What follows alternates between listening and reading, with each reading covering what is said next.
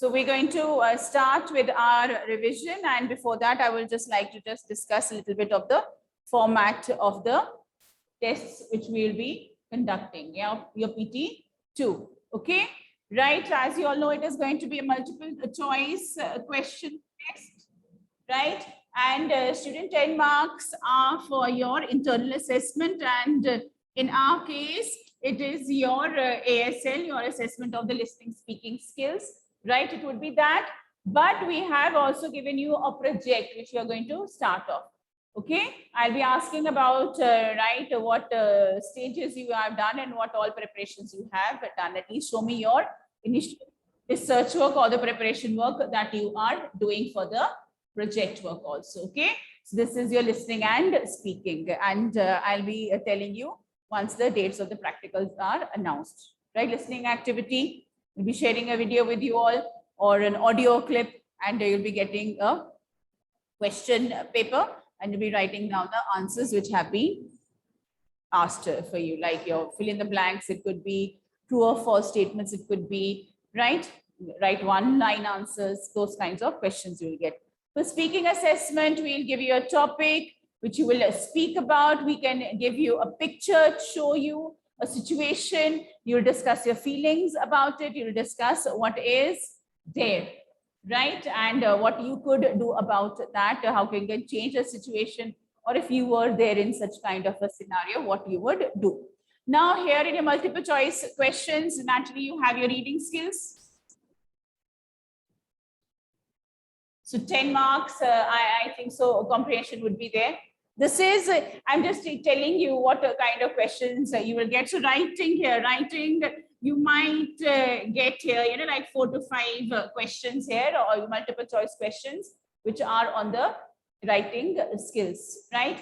I have divided the syllabus into 2 parts. You know what is coming in your RT1 and what is there in your second part. Good morning, Pratham. Good morning, everyone.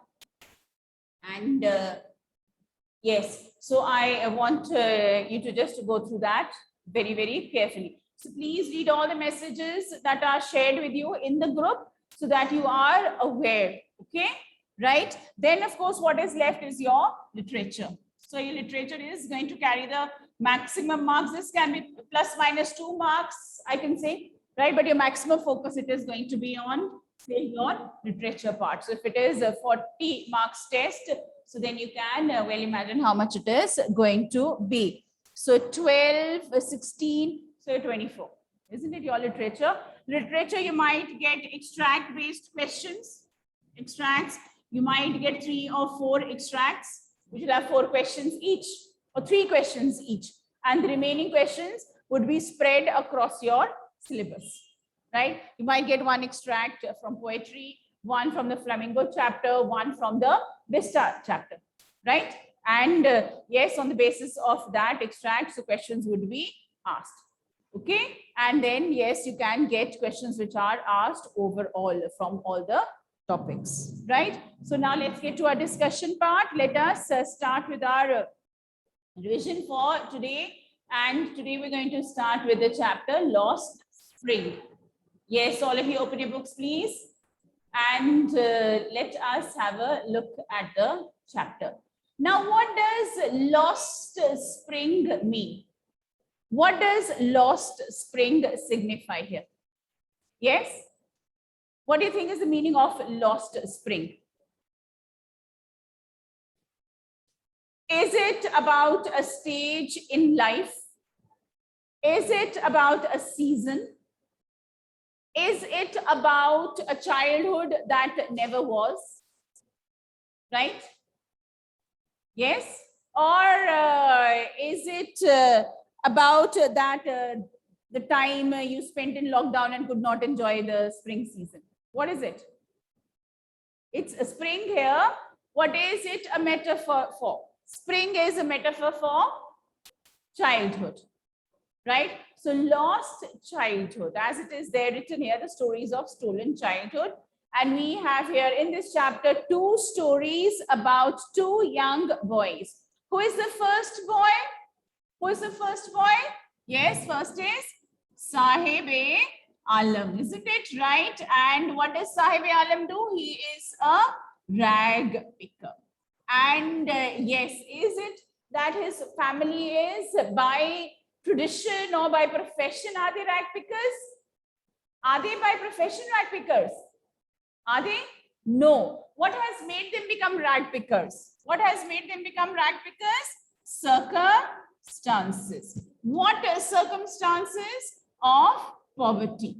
Okay, right? They had to leave their country. They were in Bangladesh, and because of the floods, they lost all the land, they lost the fields and crops, and they came over here. Where in India did they settle? Right, in many places. And in near Delhi, where are they?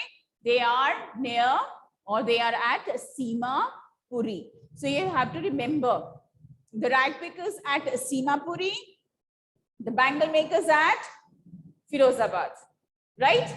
Yes. So the rag pickers are over there at Seema Puri and the bangle makers at Firozabad, right? So let's first discuss the rag pickers. Now, where does the narrator meet Sahib for the first time? Where did she meet him? Where did she meet him? When he was scrounging for gold, right? And what is gold a metaphor for? What is gold a metaphor for? Is it that they find gold jewelry over there, ornaments people have thrown away by mistake? Then what is it? Something that is valuable. Okay, so gold is a metaphor for something that is valuable. Okay, right? And right, so where sometimes they find a coin, sometimes they find a note, a rupee note, 10 rupee note, and for them that is gold, and for them it is all worthwhile to scrounge to the garbage, right? Yes.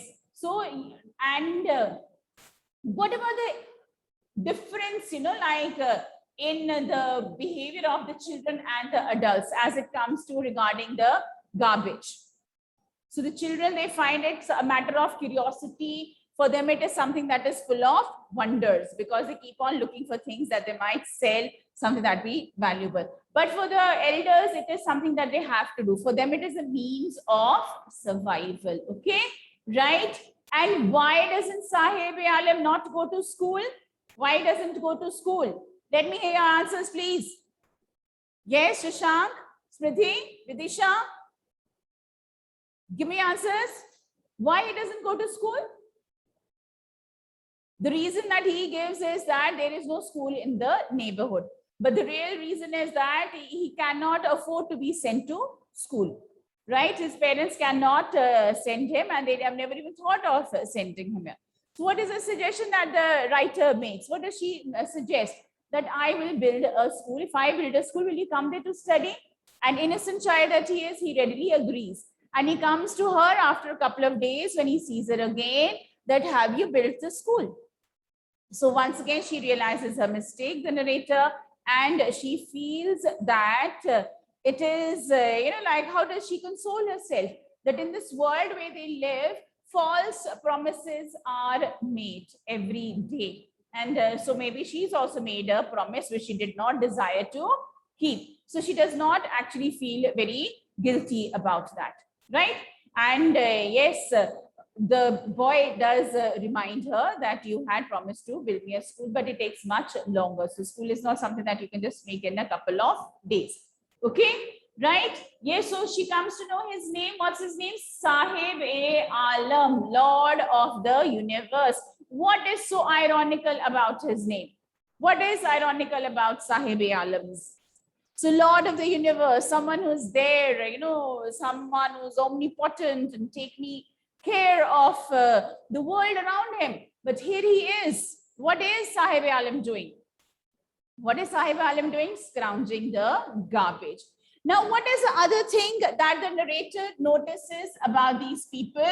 What does she notice about them? That they are barefoot. And when she asks the boys that why they are barefoot, they have many excuses. One says, my mother did not take the slippers, right? Other says that he does not have. And And other one says that, yes, even if he did have a pair of shoes, he would not wear them because they have become so habitual of running around barefoot. And like she says, in a country like ours, when many people are there below the poverty line, yeah, it is quite common also to see people being walking around barefoot. And what do they blame it on? What do they, make it as an excuse? It is not the poverty here, but they talk about it as a tradition. Now here in this context, she also gives an example. She gives an example of Udupi. Yes? Right? So she gives an example of Udupi. What is that important for? What is that example important? How does it explain here? These people, they don't have anything, right? And they don't have any kind of religious, you can say, boundaries or limitations that, okay, shoes should not enter the homes and things like that. And they can be, they can wear shoes, but they don't have a pair of shoes. And yes, so like they really want to wear, but what is the excuse that they have? That in their, among the rag pickers, they walk around barefoot. Okay, so it is here. So some things which cannot be explained, it is made a part of their tradition.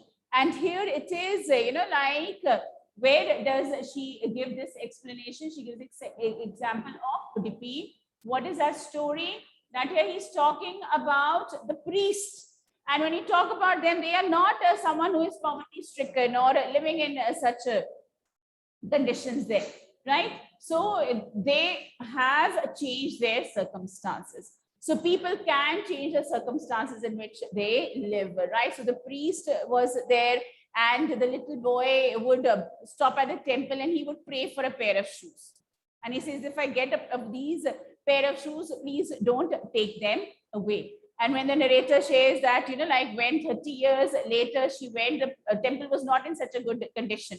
And she saw so many changes which were around, right? So with the passage of time, with the growing needs, with the changing needs which are there in society, people are ready to change their customs and tradition if they have the facilities, right? So the priest, his son, they had enough money, they could change their circumstances, right? So he wore shoes, he sent his children to a school, they got a good education. He's talking about all these things here. There are the plastic chairs over there, the shoes over there, which are showing the signs of change.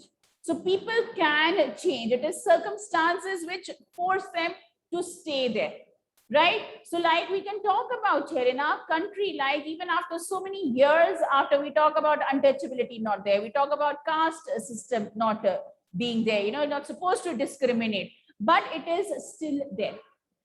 Right? Why? Because sometimes it is very convenient for people to talk about all this, so to behave like that. So things here, they change with circumstances. Some people, they cannot change their circumstances. The rag pickers, they're in those circumstances, they're in those conditions for so many, you can say for these so many years that they have come. They're not changed, and they cannot change because they cannot come out of that poverty. But on the other hand, when you talk about priests, right, someone very respectable in the society, someone belonging to a high caste, right, they are able to change traditions. They are able to change things because they have the means to do so, right? Because they can bring about a change.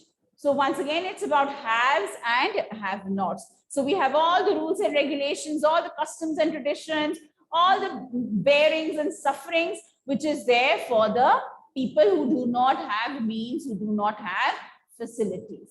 People who already are there, who are already upper class, who already have a comfortable life, they go on changing their lives, they go on becoming more comfortable. And so the gap, it keeps on increasing. So when you think about, yeah, a change should happen in society, no, it becomes impossible because the gap, it keeps on widening. And the people who are stuck in that, they are the ones who have to continuously suffer, right? So here he has given the example of Udupi. What does he want to highlight an example of Udupi? That traditions can change. So please note it down on the side of your book here. that remember this so that you will remember what is this example for. It is for change of traditions, okay? That traditions can change. Circumstances can bring about a change in traditions, right?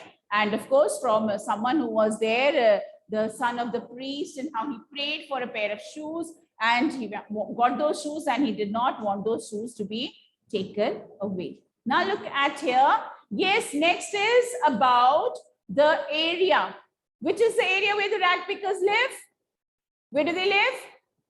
Simapuri. They live at Simapuri. And what kind of life do they live over there? What are the conditions over there? Are they living in clean, hygienic conditions? No, they are not, right?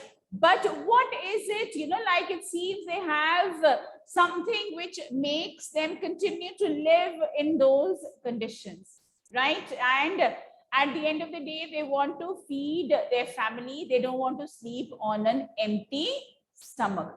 What is it that they have that ensures them that they do not sleep on an empty stomach? They have a ration card, right? So with the ration card, they're able to get grains and they're able to feed their family, and they make sure that nobody sleeps hungry. Okay. Now, what is Simapuri? Simapuri is an area on the outskirts of Delhi. Now, here we can talk about, we have prosperity and poverty side by side, right? So Delhi is there, very prosperous. It's a seat of power, and you talk about so many businessmen and politicians and powerful people over there. And on the other hand, nearby is the area Simapuri. Who lives in Simapuri? The rag pickers. And how many are there? They are like more than 10,000. That was the data then. Now it must have grown many times. What about the houses? What kind of houses do they live in? Are they called houses? Can we call them a home? No, they are structures of mud, right? And they have this roof of tin and tarpaulin, and there are no, you can say, right, there's no drainage over there, or no proper sanitation, and not even running water.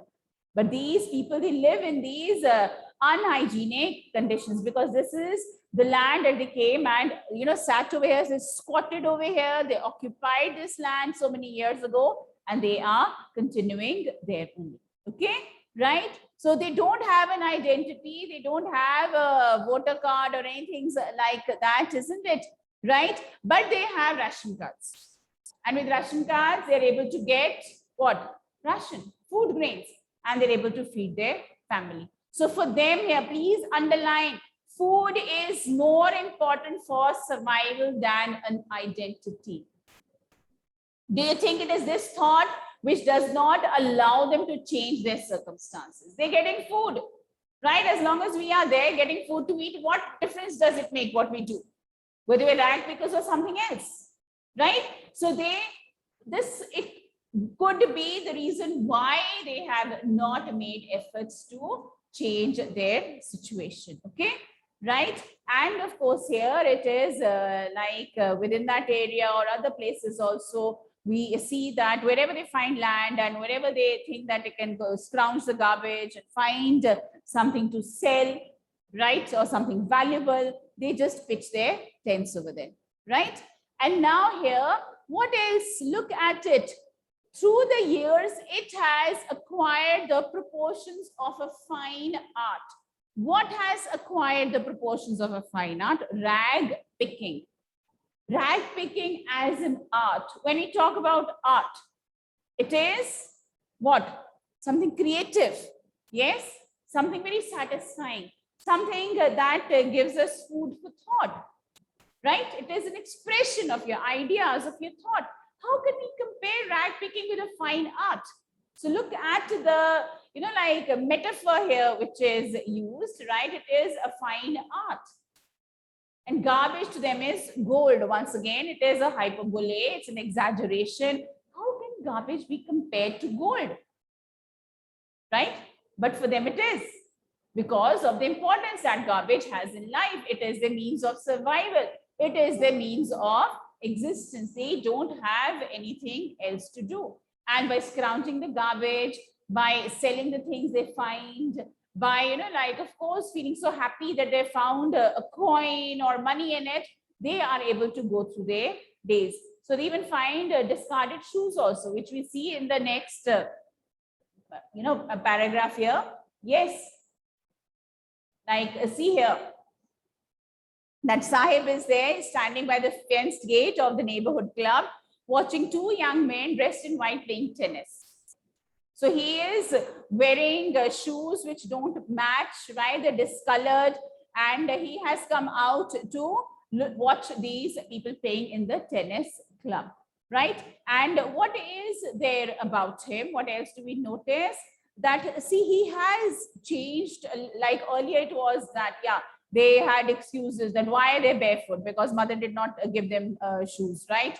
But now he is wearing shoes, even though if they are discolored, if they are mismatched, or it is that, yes, they've been thrown by a rich boy who did not want them because one of the shoes had a hole, right? But yes, so this dream has come true of his, that he will wear shoes, but he's standing outside the club, he's watching the children play, but he cannot go and pursue that game wearing those shoes, or rather, yeah, like what the children inside or what the people inside are pursuing.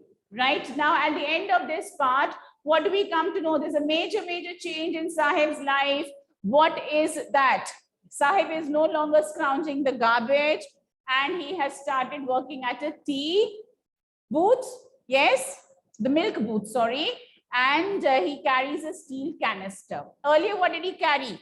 He carried a plastic bag over his shoulders. He and the other boys, they would come, like, yes, like a flock of birds, and by mid-morning they would disappear, right, after scrounging the garbage, after going through the garbage.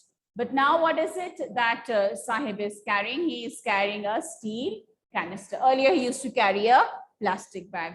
Although he had to work very hard throughout the day, and he might not be able to fill his bag, like with the things that he would scrounge in the garbage, now he is carrying a steel canister, right? So he is paid money, right? He's got a job, he's getting his meals, he's getting money, and so he doesn't have to worry about going through the garbage, right? But yes, there is a big change in his life.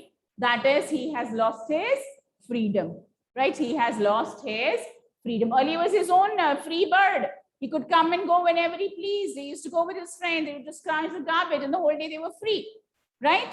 But now he has to go to the milk booth regularly, and he is there, okay, working, and he carries a steel canister, which is much heavier than the plastic bag, right? And why? Because it signifies the loss of his freedom.